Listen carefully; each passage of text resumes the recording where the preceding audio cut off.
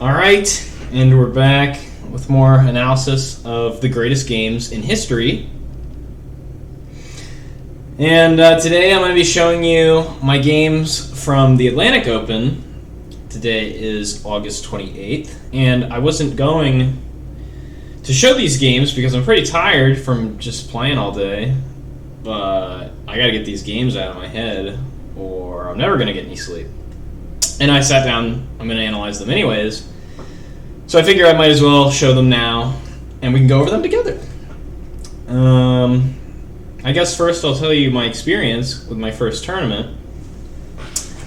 So, I get in the car, I arrive, it's at like this big hotel, and it's a lot fancier than I expected. You know, it's one of those hotels that it almost looks like you went back to like the Roaring '20s, and everything's really shiny and big chandeliers, and the floors and walls and ceilings are all made out of marble.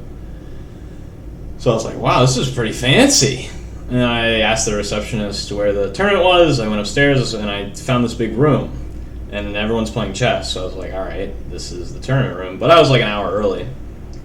So I sat down and I'm like playing puzzles on my phone, and I'm losing. I'm getting all the puzzles wrong, which I did not do last night. I got them all right. And so I was like, this is a bad sign. But, you know, I don't really care. I'm here to whoop some ass. And so, you know, a bunch of time is passing, and I get a text telling me my parent, who I'm up against. And his name was Caleb Joby. He was rated 1080. And so I'm like, all right, this place looks pretty chill. Like, I'm pretty excited. Like, you know, everyone, it's a very casual event, it looks like. And then some time passed. I'm like, wait, how do I find out, like, who my opponent is? I'm just in this big room with a bunch of other people. And this guy's like, oh, this isn't the tournament room. The tournament room's down the hall. So I go down the hall. There's a lot of people there. It's hundreds of people crammed into this little room. And so I drink my little energy drink, and I find my setup, and I sit down, and to my left and right there's people playing already. Like, the tournament started. And I'm sitting there, and Caleb's not here yet. So, like, I drank my energy drink, I'm just there vibrating. Just vibrating in place. I'm so nervous. And I don't even have the set in front of me because every single person in the tournament hall has a mat. And I brought a board because boards are cool. And I thought some people would have boards. Not 99% of people would have mats. I didn't see a single board, so. Anyways, it's like 20 minutes later, Caleb hasn't showed up. And then this scrawny little kid, he's probably about 10, he walks by, and he's like, what's the time control? And I said, oh, it's 60 minutes with a delay of 10. He's like, okay, I'm your opponent. I'm like, great. So he sits down, and this is the game that we played. So this is like it's 10 to 12-year-old Caleb. And I got the white pieces, which is fantastic. I played e4, e5, knight f3, knight c6. I played bishop c4, and we got this position that if you watched the last video, you know is my favorite position in chess, because I get to do this, attacking this pawn. Woo! Now, you're probably thinking, oh, Trey only knows one trick. I don't know one trick. This is just my favorite.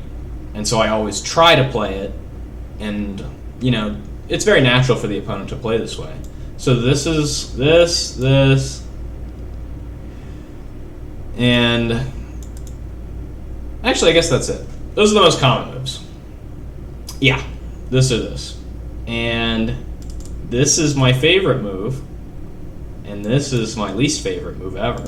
So he played this, and I know this position. I take with check, and then he's supposed to go here, but he went here, which doesn't really matter. And then I retrieve my bishop. So now black has 3 pieces out, I have 2, and this king can't castle, and this bishop's really good. So I was like, yes, I'm gonna win. And then, but this is the Traxler, is the name of this position, or the opening where he plays bishop c5.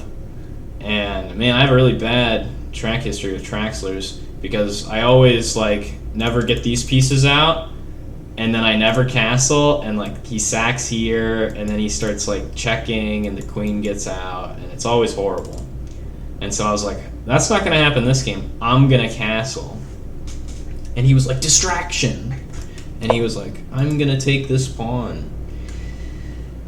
And this is a ridiculous distraction because I can just take it, and then I'm like up. So watch this. Engine says plus 2.7. Okay, so we know that I'm like super duper winning. At least at face value. I know the engine's not too deep. But I was like, I'm up a pawn. Notice that I'm up a pawn. And I'm gonna give this pawn back, and I'm gonna have a super safe king. He's not, and we're gonna play a great game. And so I was like, I'm just gonna castle. And I was like, hooray! This is great. And I was only looking at takes. Very foolish of me. You know, I've only used like a couple minutes of my time in this opening that I'm really bad at. And all I had to do was take this. And he played here. Now, there's two moves to consider, because you can't move to these squares because you lose your queen. So you can go here, and I swear to God, I immediately saw queen takes, knight check, forking the king and queen, and then you do this and this. And I saw this position, and I thought, I have no pieces out. This bishop's not really that good anymore. My opponent has all their pieces out. Black's probably better. Nope. White's barely better. It's better than what I played. So I thought, oh, this is a cute move. Like, attack the queen. He's trying to attack me. I'm gonna defend this pawn, and I'm not even gonna lose my pawn. So I was like, this is fine. I was like, yeah, I go here, and like, this is dangerous, but I mean, this rook's not going anywhere. I was like, this is fine. I'm doing great. I'm not doing so hot. Damn, it really says black's better. God, I had to take, or else I'm worse. Oh, this guy plays the style that I like to play, where I make my opponent have one good move, and then I hope they don't play it. But if they do play it, then I'm worse. Yeah, so he played here. And man, if this knight goes here or here, the only moves where it doesn't get captured for free, it's going to get taken by the bishop. And once this pawn goes, I got this big open file right at my king. At least half open. And I was like, I'm not letting that happen. Forget that. So I was like, I'll take here. I'm going to attack his knight. You take mine, I'll take yours. And he was like, okay. Look at this open file. And I said, okay. And then he immediately took back. Immediately. Like, didn't use any... This is a 60-minute game. He didn't think at all. And the best move is here. And after he takes back, white's better. Shockingly. The trick is, after here... I guess this is the best move. Yeah, this is coming. So you gotta put your queen here. And this is never gonna promote. So this is all just, like, horrible. Oh, fuck. Okay. So I played here, here, here, here, here, here. Okay, I gotta turn this off. Okay. Let's see, what did I play now? The losing move, probably. Oh, yeah! So this is fun. For my opponent. I saw... This is what I saw. Where I'm vibrating in place. I take this. I'm attacking this and this at the same time. That's pretty good. And I thought, after I take this and he moves his bishop somewhere, I will then play here and threaten mate. And I didn't even see that the bishop could take. Now, you're like, damn, Trey, I didn't see the bishop could take. After I do this, I would never play this. I would see this later. But, like, this was my surface analysis. I take this, and then his bishop has to go somewhere. And man, did that bishop go somewhere. So this is the winning move. That's a pretty good bishop. And now I can't play this. Now I notice that I can't do this. Like, I saw this, and I was like, eh. So I'll go here. He'll go here, here, here. And then, like, maybe since he's a kid, he'll be like, draw. You know, let's pretend I didn't see this.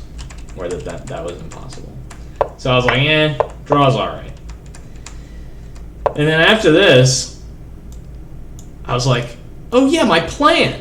I take this, and then I'll play this and mate him. And like, he has his draw threat or whatever. But I don't care about his stupid draw threat.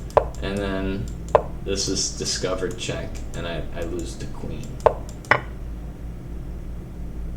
Ooh, look at these pieces that didn't move. So he's like got all these pieces that are great, and then I didn't move any pieces. So the game's like totally over. Damn. Okay, it announces mate in 7. That's pretty good. Mate in 7. That's incredible. I played here. And he did play here. And then I played here. And he played here. And then I resigned. Breaking one of my rules. I just couldn't fathom getting checkmated. Ooh. And this begins my 5 stages of grief. And I was like, what just happened? Did I just get beaten by like a little child? The answer is yes. And so I was like just very confused, and like I was like, I'm still sleeping. All my greatest nightmares are coming to life. And I walk out of the tournament room and I'm like, help, somebody tell me what I do after I lose. Like, who do I tell that I lost so that we can get ready for the next round? And they were like, don't do it. Like, you don't have to do anything. Just go, like, tally that you lost on this big board. I go over to the big board, and he's, like, already there. And I was like, okay, you're going to do it? And he was like, yeah. And I said, how much of that did you know? I was wondering, like, obviously he plays the Traxler in response to this. So I was like, how much do you know of the Traxler? He said, I know no Italian game theory. The Italian game is this. And so it's the same idea. He was like, I know none. No theory. And I said, oh, okay, good game then. You played great. And he went, And then he walked away. And I was left standing there. So I'm pretty bummed out. And then the best part of the tournament happened. Jason showed up while I was meditating like this in the lobby in a confused state. And he showed up and we went upstairs and I was like, oh, let me show you the game. I showed him the game and then we started playing our own game. Jason doesn't really play chess though. And this little girl comes up and she's like, I'm playing like a funny line because Jason doesn't play chess. We're on like move 4. She's like, why did you play that? And Jason was like, I can't play anymore. This little girl is watching. And I was like, fine. And so then she was like, oh, I'll play. And so she got in and I said, oh, how good are you? And she said, oh, I'm 1,200. And I said, what category are you in? She said, under 2,100. I said, why? She goes, because I want to be that good. And I was like, how many tournaments have you been to? She said, 75. She wasn't lying either. And so we started playing, and I was like playing really crazy, and I was like losing. And then I mated her because she played F4 in similar style to the game that I showed the other day. And so that was a cool mate. And then we played again, and I was beating her, and then like this girl was just a trash talking champion. She kept saying, I'm better, you're the worst, my king is super safe when it wasn't safe, my pieces are active, why did you play, like every move I'd make she'd go, what? This girl was 11. And so that was really fun. And then I like had what I thought was a winning position, and then she like kept making the same move over and over, and then would go, can I take that back? And I said, yeah. And then she would do it again, and she'd go, wait, can I take it back? And I said, yeah. And so we were just goofing off, and then she mated me. But I gave her take backs. So, and then she was like, "Oh, I'm not 1200 by the way. I'm 1500." And I was like, "I was just owning you." Well, I didn't say that to her, but when she left, I said, "Jason, I was destroying this 1500, and I just got beat by a kid rated 1000." I said, "What's happening? What's going on?" And then I was like, "I'm gonna destroy in the second round." Let's look at the next game. My next game was against Yifei Zhao, whose nickname is apparently Bob. And he signed his name Bob, as you can see. I didn't get his rating, but I think on the board it said he's 1000. And unfortunately, so we both lost the first round. And so I was like, he lost, I lost. I just beat this girl who's really high rated pretty easily. I'm going to win for sure. How do I flip the board? Flip. Okay. Ugh. My opponent is too young to watch the Queen's Gambit, but that's what he played. Gotta turn this on. Okay. And this is the line that I play, or that I thought I knew, in the Queen's Gambit. For context, I was like with Jason in the lobby forever, and I wasn't getting notified with a text that my round had begun. And when Jason left, I went and I checked the board, and they like just had posted the round. So I was like, I guess they only notify you for round 1. And that was fun. But I go into the room, and the kid's already started my clock. I'm 8 minutes down. I was like, this kid's brutal. I didn't complain because, whatever. 8 minutes. Ugh, and it doesn't matter anyways. As I'll show you. And so he played the Queen's Gambit, which is this. A free pawn. And I usually play the Slav. But today I was like, I'm feeling the King's Indian. And so I played this. And I'm going to get this really safe setup. And it's going to be great. And he was like, what are you doing? So we traded. And now I have a knight out. And he has a pawn. I was like, oh, this is fine. And after he played this, I was like, well, I'm out of my theory. And I'm got to be worse. And I thought about here, but then after this, I was like, this looks bad. I got to go back. Turns out I can just go right back here. But I was like, this is fine. I'll get really good queenside attack going. And my light square bishop will actually be useful in a queen's gambit. And then, let's see, what did he play? I played knight b6, and he played knight f3, and I played e6. Now, e6 is horrible. I wanted to stop him from playing d5 for some reason. It looked scary to me at the time. And when I sat down, my clock was low. I was late for the round, and I was like, oh my god, did I turn my phone off? And I'd been texting someone right before I went into the hall, so I was like, they're going to text me back, my phone's going to go, ba-ding!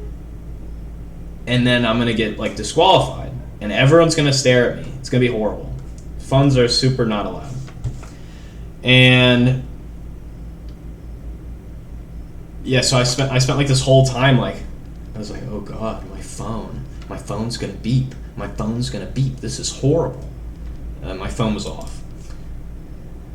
So e6 is horrible. This light square bishop's blocked in, and the whole reason I played this was that I didn't want to commit to this. And that's the whole reason I played the Slav, is usually so I can get this bishop out. Now this bishop's trapped, and it's horrible. The worst bishop ever. Ever! Okay, after e6 he played knight c3. He's getting his pieces out! I should try that sometime. Bishop e7, I just want to castle. I just want to play really safe. I'm not worried about this yet. And this isn't that bad. Oh, it's pretty bad. No one saw that. Bishop e2. So we're castling agreed. Wait. I played knight c6 first. Boom, boom, boom. Castling agreed. Okay. He played bishop f4, and this is like the perfect setup you could ever have as white. You have the center pawns, exactly, this is where you want them. There's nowhere else you'd ever want them. You have the knights exactly where you want them. This isn't blocking this pawn. So you have a knight on c3, which is, in my opinion, is a great place for the knight usually. But usually you don't play knight c3 because you don't want to block the c pawn in. So you play like Queen's Gambit first. But then there's too much stuff going on to play knight c3. Anyways, and then this bishop's like good. Everything's perfect. I mean, what more do you want from white? You just bring the rook over here, and then this is the perfect position you could ever have. Black. Ugh, this bishop's trapped. This bishop's not going anywhere. This knight's on the wrong side of the board. Sorry, it was this knight. When I'm a grandmaster, I'll play that. Okay. Okay, he played bishop f4. I played bishop d7, and then rook c1. I played bishop b4. Yeah, so this bishop was horrible, and it can't do anything on these squares. So I was like, oh, at least I'll make a threat. Like, I'll create a little bit of tension so he can't play the rook here. And then he was like, okay. And he like basically called my bluff because like that's a pretty good pawn structure. Pretty good pawn structure. And then he has the two bishops. And having the two bishops is fantastic. And I was like, I want to have the two bishops. And so after he attacked my bishop, which came from here, I was like, oh, I'll just go right back. Engine wants me to play here and try and trade off his really strong bishop for my crappy bishop. But after this, I got scared. I was like, I'm going to play this anyways. And he got this. But I mean, this creates weaknesses on his light squares. And he probably wouldn't have played this anyways. So I should have played this and tried to trade stuff off. There's no point in me showing you the engine's evaluation because I'm worse the entire game. I never have a single chance to seize initiative. I don't understand. Ugh. Okay, this isn't what happened. Okay, I go back. Boom, boom. Okay. And this might be when he plays here. I play bishop e7 again, and he plays b4. This move is weird, but I mean, it's fine. It's not bad. Okay. b4, I played a6, and I was like, I'm going to stop b5, which I think was his goal, because then this knight has to go back here if he plays here, or it has to go to the side of the board, which is horrible. You want your pieces in the center. Okay. So I played a6 to stop b5. He played rook e1. And I played rook e8. So I'm like, at this point in the game, I'm like, okay, he has the best position ever, but I haven't like made a mistake that cost me the game yet. And material's equal, and I'm just going to defend, and I'm going to make like a really good defensive structure, and I'm going to be really happy. I was not very happy. He played queen d2, and I played bishop f8. Always play bishop f8. So like I'm going to make a really good defensive structure. Not one of my usual strategies. And then now he played d5, which the engine says I should just take. But after it takes, same problem with this knight. It's like, doesn't have very many good places to go. And after it moves here, I thought he's going to move this knight, and then this pawn is going to be double attacked. So I was like, I want to keep stuff blocked up in the center because he has like this better action going on. And so after he played here, I just went here, and I thought takes, and I'm fine. Nope. So after takes, takes, and I saw this after he took here. Only after. Before would have been good. So now that I can't take with the bishop, or else we have that same line I just showed you, where he wins a piece, I have to take with the f pawn. And now this is horrible. Look at this isolated f pawn that does nothing. And so I should have just taken in the center, because I have a way better structure that way. And then, so now that we have this, I played f takes e6, he played rook e d1. Boom. And so now this is, it's attacked twice and it's defended twice. But, like, more stuff is coming to attack, so I played here. And then, I think he tried to attack it again with this. And then the reason I played here was so I could bring my rook over. So now I have more defenders. And I was like, he can't kick this knight away, so like this is fine. And now I have my rook lined up with his queen. I was like, this is pretty good. I'm feeling good. This is okay. I'm doing okay. I was not doing okay. Oof. Okay. +6 is good for white. Okay, rook to d8. And then he played queen c2. That's pretty spooky. I don't know why he played queen c2. Maybe he wants to like do this. But I mean, I guess later, after this, like this pawn's gonna move later, and he can like do stuff. Or maybe he wants to go here. I don't know. Is queen c2 the engine move? Prefers queen here. Queen c2, it says it's not very good. Alright. After queen c2, I played bishop to c6. And I was like, this knight's too strong. It's all up in my grill. I'll just trade it. And then I'll be happy. I did not achieve happiness. Yeah, he didn't take.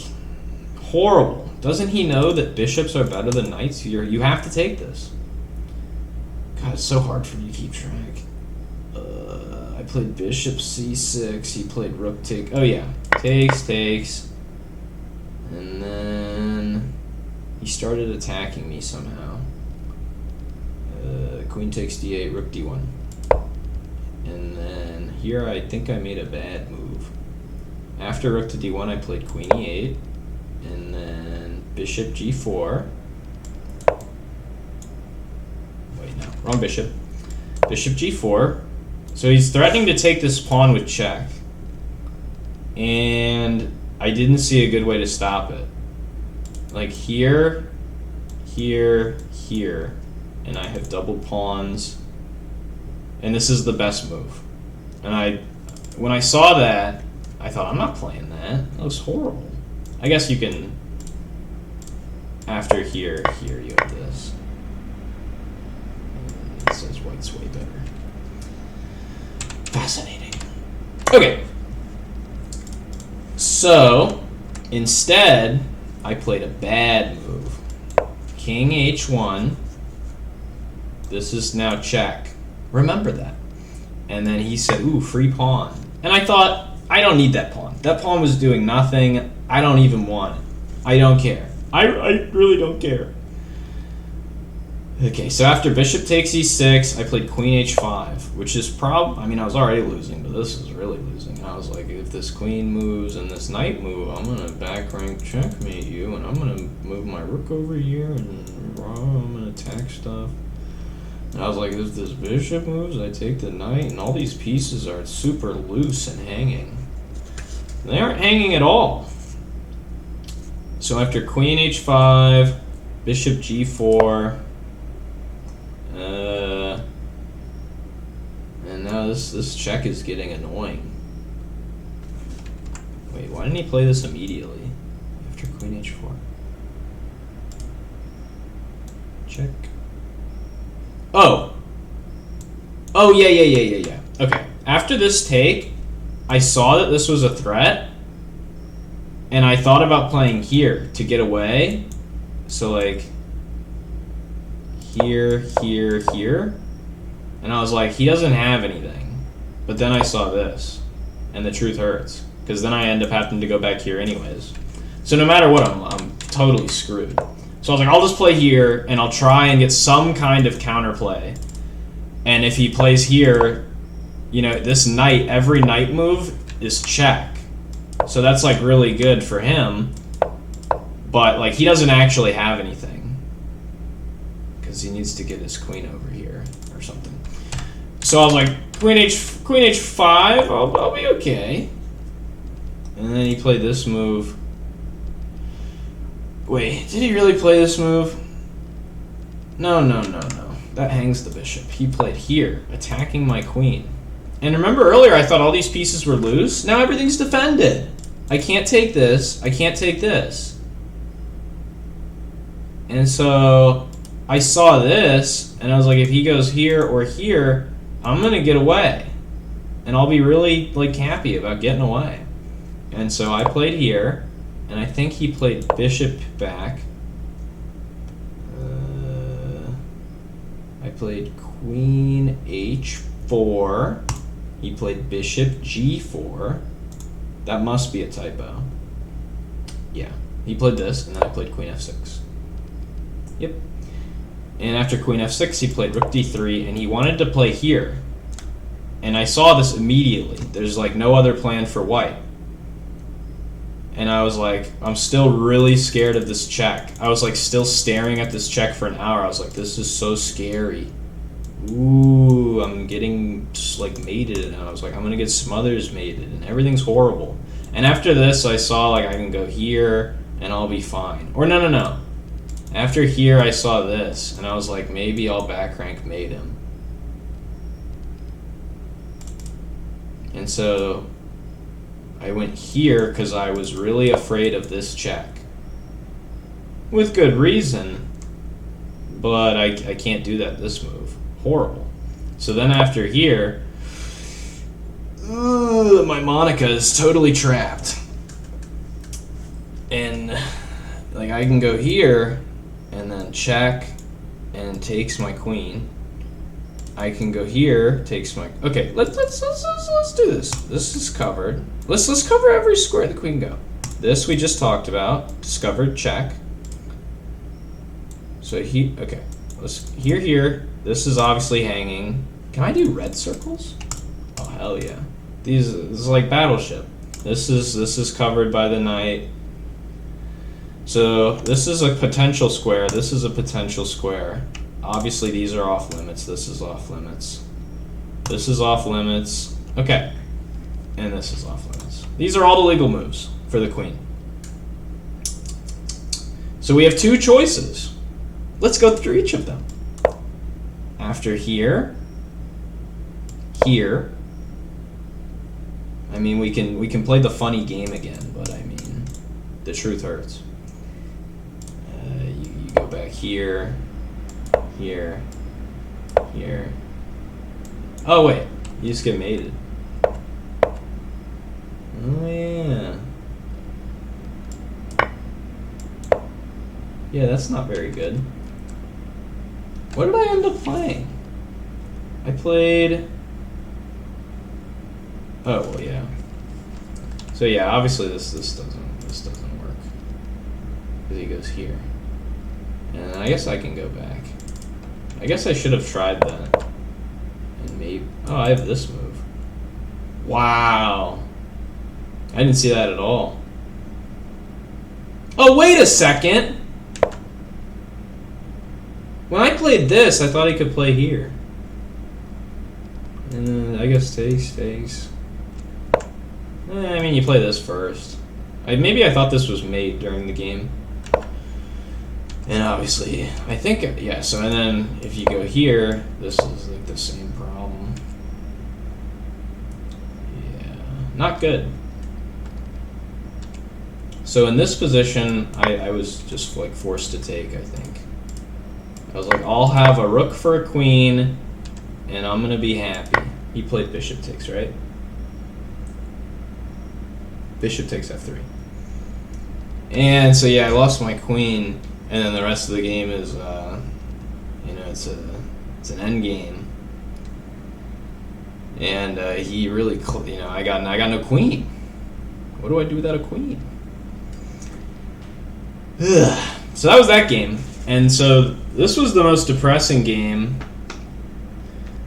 And when I left the tournament hall, I was like, that guy's rated 1,000. And then I analyzed the game and I saw I had no advantage the whole game. And I was like, how is he rated 1,000? This is like bullshit. And then I got really angry. And I was like, this is ridiculous. How is this guy rated 1,000? This is horrible. And then I got over it. Because it's time for the next round. Okay. I went and I got Chick-fil-A and I felt better. Okay. So yeah, the lesson of that game is don't play knight f6 in the Queen's Gambit because you never have ever played that before, and you give up the d pawn for the c pawn, and then your knight gets chased around, and white gets everything they've ever wanted. And I mean, yeah, like you can't blame everything on the opening. Man, I never got any advantage after the opening, so I'm gonna blame the opening. But also, I should play better. Is this tea ready? Okay. So for the third round, I've lost twice. And that means that my opponent has also lost twice. I guess that's how this tournament works. And he's rated 1080. Exact same rating as my first opponent. That's a good sign. And his name is Daniel Cuba. And we have some drama with this game. So I walk in and I'm like, I'm going to lose. Because I'm getting my ass whooped by... Oh, I forgot to say. The guy who beat me in round 2 is like 6. Ooh. So now you're probably wondering, Trey, why are you getting beat by 6-year-olds? You're supposed to be good. Listen to me. Listen to me. What parent registers their child to a super expensive... Like, this was like $150 to enter tournament unless they think their kid's going to do well. Also, these kids were they were tweaking. Okay? I mean, they were shaking. They were bouncing in the chair in like a crazy way. Not in like a nervous way, in a crazy way. They were tweaking. They were tweaking. Now, this kid was not tweaking. So Daniel Cuba rated 1080, and I got the black pieces again. And so I show up, and he has this like really cool clock, and I was like, nice clock. And he starts talking to me, I'm from New York, I drove all the way down here to play, I lost my first 2 rounds, I should have won, I'm the greatest player ever. And I was like, yeah, rough tournament. And then, like we start the game, and his time is going up. And I was like, why is your time going up? And he goes, the increment. And I said, there's no increment for the first 40 moves. And he said, yes, there is. And I said, no, there's not. And he said, yes, there is. And then the guy next to me said, no, there's not. And I said, see? And he said, oh, I'm so sorry. Like, we were having a good time. This kid's 14. So old enough to, like, hold a decent conversation. Unlike the tweakers. And so he's like, I'll go get the arbiter or the director. I forgot to mention, this is very important. He said, oh, yeah, my clock is super cool, but I don't know how to work it. My dad set it up for me. He goes and he gets the director, and the director's his dad. And he goes, Dad, he says there's no increment. And the director goes, oh, no, there's increment. And he walks away. I know there's no increment. The guy next to me knows there's no increment. And later on, when I look at everyone's clocks, and we have like 10 more minutes than everyone else, there's no increment. How do we end up with more time than everyone else if we're all starting at the same time? So there was no increment. And the kid's dad, like, I'm not saying he's cheating, but he's cheating. And I was like, well, he already called a director. I'm not going to, like, whine. It's just an increment. I don't care. I'll be here all day. And so, this is the game. This looks familiar. So I was like, gee, I sure hope he doesn't play a Queen's Gambit. And then he played the Queen's Gambit. And I was like, I'm going to play the same line I played last game that I looked over with an engine, and then I'm going to win. And then I was like sitting there, and the longer I thought about it, I was like, or I could play what I always play. And I decided to do that. So I played a Slav. He went here, I went here, and now I can do what I said I was going to do last game without him attacking me. So that's a good idea. And then I think he played here, and I played here, and he played here. I gotta turn this engine on. And then I played here, and where did he go? I think he played here, right? This is move 6. He played e3. Yep. And I said I'm gonna castle. I think he developed his bishop because he wanted to castle. No, he played bishop e2. Bonk. And so now I have to make a decision. I'm castled, these two pieces are developed, these two aren't. So I have to develop these two pieces. And I was like, this bishop here is bad, because where's my knight going? It can only go to the side then, and I don't like that. If it goes here, it's not horrible, but like, what's it doing? And this pawn is blocked. And I was like, if I go here, he's gonna like do this stuff. Or he can go here. I don't like that. And then if I go here, we'll see the same thing as the last game where after they play this, they call my bluff. And I'm not ever taking this. And so I said, I'm just gonna worry about my knight first. And I'm gonna do this, take 2 moves to move my knight, and then I'll get my bishop out and start worrying about stuff. And I was like, after I do this, I'm attacking this. So it'll be great. He castled, and I did as I said I would. And I've always heard that this move is bad, so I thought he wouldn't play it. But he played it, and now I don't know what to do. I was told that he wouldn't play it, or that it was bad. White's way better, so I guess it's not that bad. So I thought, why is this move considered bad? And, you know, obviously he's on all dark squares, so my light square bishop might get better later. But I was like, now I control the c4 square a little bit more, certainly more than I did prior. And I said, oh, if he takes and I take back, now I have the 2 bishops. And I really, really wanted just a good 2 bishops game. I really just wanted to have the 2 bishops. And I was like, I can't play this because he'll take en passant. Look, the computer's glitched. How could he do that? And then I said, this is fine. I'll start attacking stuff. And I thought, oh, I can play this, and then I'll have this pawn chain. I said, this will be fine. And then he agreed, but he said it would be fine for him. And then after this, he played a move that I somehow, some way, in some universe, didn't see. Oh, wait, no. He played a move I did see first. I think he played here, right?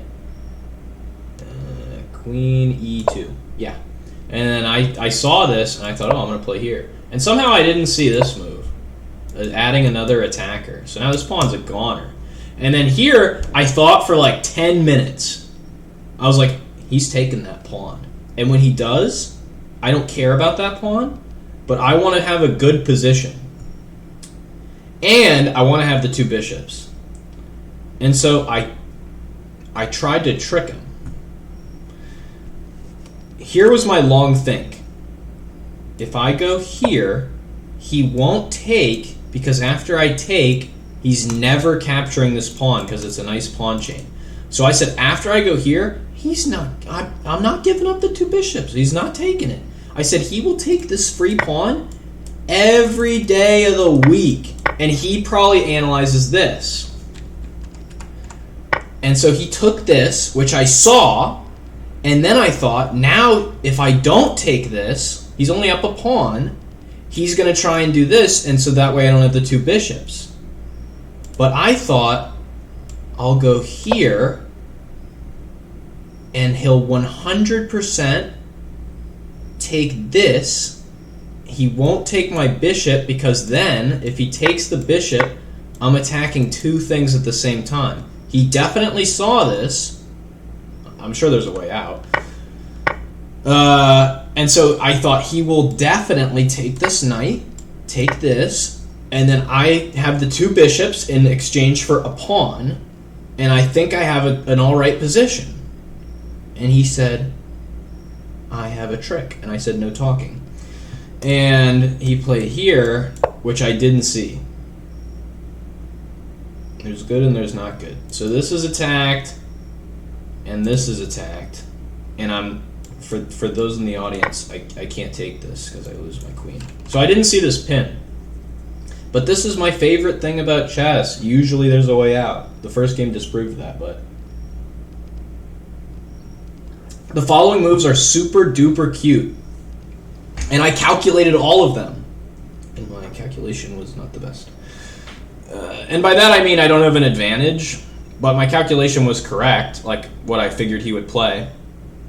And so my plan is this bishop's attacked, and I wish I could take this, but I don't have time to attack this bishop because he takes, and then he wins another pawn. So I said, first things first, I'm going to save this bishop. And I tried thinking of all the crazy moves, even f6, and I was like, I have to go here first. I have to. Otherwise, he's going to take this and then take whatever I attack this bishop with. And so I said, I'll go here, and I knew he would go here, attacking my bishop again. I can't really go anywhere except here. I saw this, and I saw that he would attack it again, and after takes, this forks these 2 pieces, making, really good for white. So I said, I'm not doing that. I saw all of this. After here, I said, I just go here, and now what are you going to do? And there's only one move that I saw for white. Oh, by the way, so now you're thinking from earlier that this pawn is hanging. If he takes this, attacking my queen, his knight is trapped. And he definitely saw this. So here are all covered. The queen covers these 2 squares, and the pawn covers this square, and this pawn is no longer guarded. And he definitely saw that his knight was trapped, but in this position, I mean, damn it. I hate how it does this. In this position, he can do this, but as I said, his knight's trapped. And he gets some decent compensation. And so in this position, I thought he would play here, and now white is just better. This pawn's weak. He has a good pawn chain in the center, and he's up a pawn. And it says, yes, white is up a pawn. He's up 2.6 because his position's better. And really what I liked about this little dance, son of a bitch, this dance that we did, like this, is after he plays here, this bishop's really good. He's just opening up the center for me. And so I expected he would go here because I still have my threat from earlier where I want to take this after I make this bishop go away. Shoot. So this is the only move. And instead, he played here. And when he played that, I thought, I'm going to win. I have to win. He's up a pawn, but I got to win. And so now the winning move is f6. But never play f6. And I was like, I don't see the difference between this and this. So I never play f6. I'm just gonna play h6. f6 is super winning, and h6 is just equal. And the reason is, after here, attacking the queen has to move, we trap the knight. After he has this, and now he's attacking my rook. So if I take the knight, then he takes my rook. That's what happened, but f6 is way better. So now this pawn's not pinned, and after here, this knight's just gone, and you don't lose your rook. So that's good. So anyways, in this position, he played here, I played here, which isn't as good. I shouldn't have played that. And then he played here, attacking the queen. Queen has to move. He saw his knight was trapped. He knew this was happening, but after this, he thought he was better. And then after here, attacking the bishop and the knight, he plays here, And then I saw this position, and I thought equal. He has 3 pawns in exchange for the piece, but I mean, okay, I thought material equal, but I thought I was going to win. I thought I'll sack the exchange, or I thought I'll play bishop f8, because I always play bishop f8. And, these pawns aren't scaring me. Like, this is so strong. And this rook is just kind of silly. And I have the 2 bishops. So I thought, I'm the best. Like, I'm totally going to win. I was positive.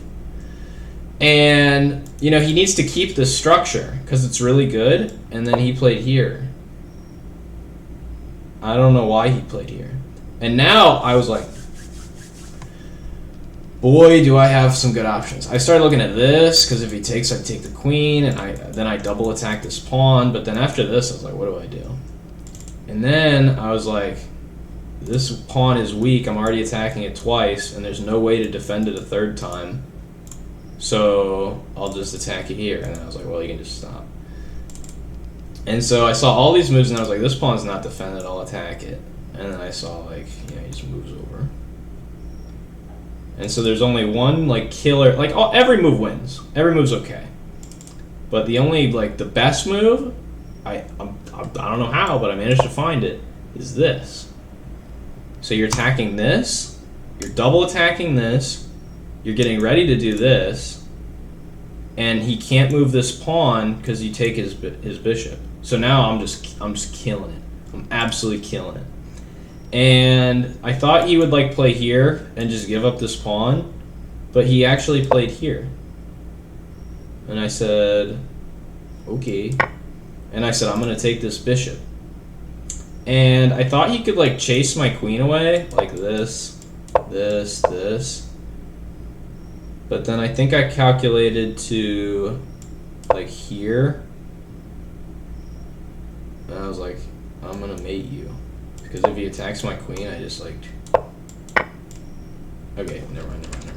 That didn't happen. I think I was just getting away. And I was like, I'm just going to keep the pawn. And then I'm up a piece and a pawn. And he just has 3 pawns for compensation. Okay. So after this, he played here. Because he wanted to save his bishop. Even though, like, I thought these lines were better. Or I thought these lines, like, would save him. And here I looked at this, preparing to, like, skewer these 2 things. But I didn't see a good plan for him. And I really wanted to back rank mate him somehow, because the queen controls the square. Everything's controlling the square. So I played here. And I think the engine says... He played here... likes this move. Sorry. But after this is fine. I'm super duper winning, so everything wins. Anyways, after here, I played here, and then he played like a useless move. What did he play? No way. Is this when he played f3? We are on move 24. And after bishop g3, I played rook a e8. And then, yeah, he played f3. And I wished I had to. Like, the tournament hall was silent, and I whispered, never play f3. And he said, what? And I was like, I just pretended that I didn't hear him. And then I play this, attacking the queen.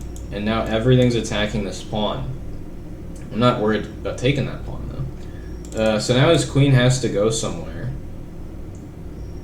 And quick. And after I played rook to rook e2, he played queen b3, offering an exchange of queens. And then I guess he thought like he's gonna make a queen. And I said, I don't want to trade queens. Like, your king is super exposed. And then the never play f3. I'm gonna put you in check. And then I think after this, like, I have tricks. Yeah, I have this trick. And he saw this. And I also saw it. And so he has to play this.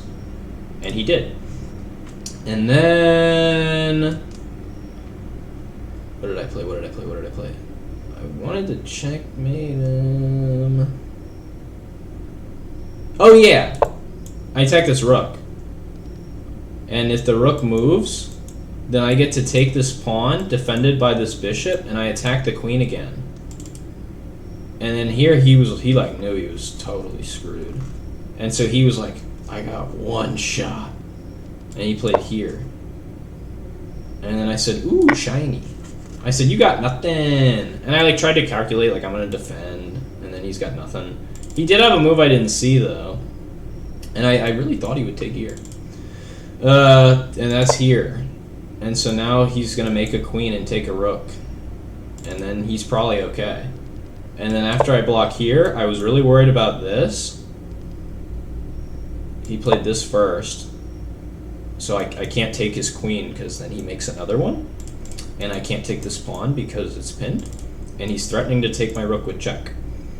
And I thought after this, which is what happened, I thought, damn, I'm kind of screwed. But I was like, I got this bailout. And so I played this. After I saw it in the analysis in my head that I had this move, I thought, I'll be okay.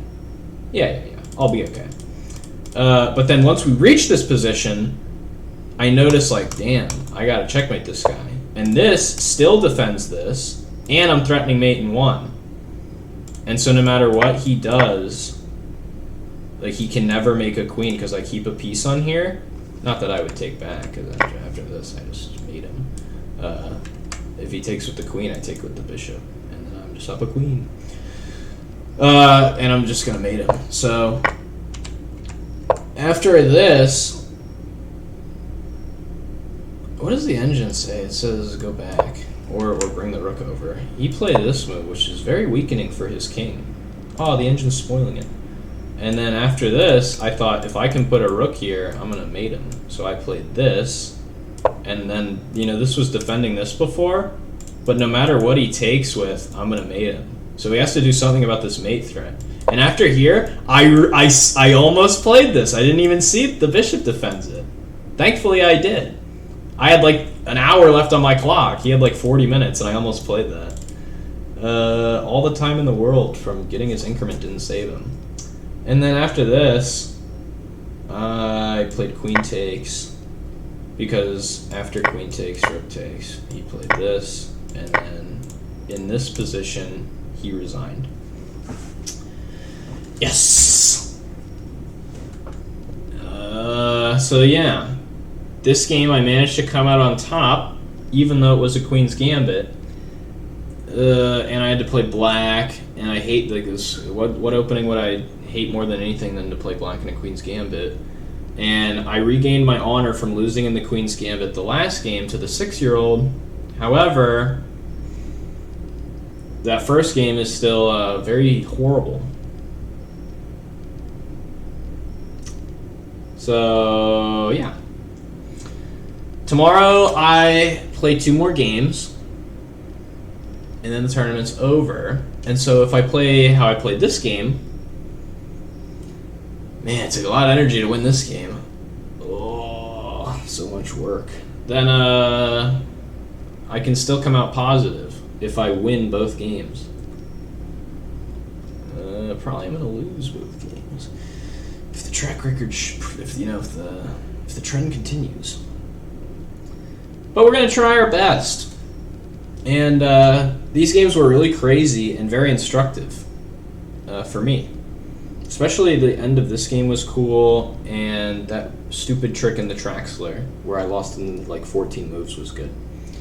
So those are the games from the tournament, and I hope you enjoyed watching them, and I hope you enjoyed some of the funny stuff that happened at this tournament, especially the guy who I said good game to, and he disagreed.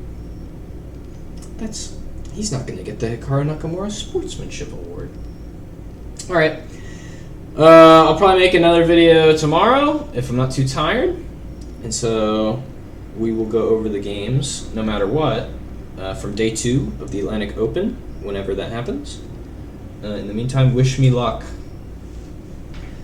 And I'll see you next time.